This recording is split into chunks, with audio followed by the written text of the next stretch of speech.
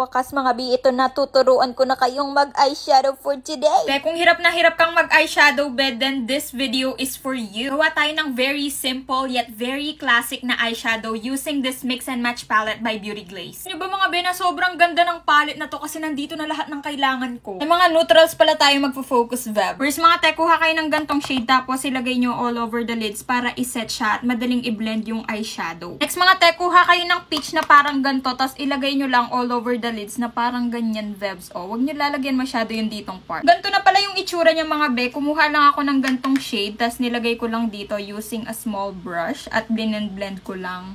Kaya nagkaganyan tayo. By the way mga be, gumamit pala ako ng gantong klaseng brush para mas i-blend siya, para mawala yung mga, harsh lines. Pag ganyan naman na yung itsura, Bebs, kuha ka nitong black. Tapos, ilagay mo dito sa pinakadulo. Ayan. Huwag mo masyadong i-overline. Kasi mga Bebs, we're just adding a little depth na parang wing liner. Like that. Kita mo, Bebs, kung paano niya na-lift yung look. Ang perfect, diba? Ba mga Be, hindi mo man siya tapos. Ang ganda niya na. So, next naman na gagawin natin is kunin natin tong shimmery shade na to. Tapos, ilalagay lang natin dito banda to give. Ang hirap naman mag-explain na yan. Panoorin nyo na lang. Diyan ko nilalagay. Ang lakas na ng ulan pero carry, mga Be, to even elevate the look. Kuha tayo nitong mga glitters dito at i-add lang natin dito, diba? Kabo! Ay, ayan, sobrang lumakas na nga yung ulan kaya hindi ko na kaya magsalita mga Bebs. Kaya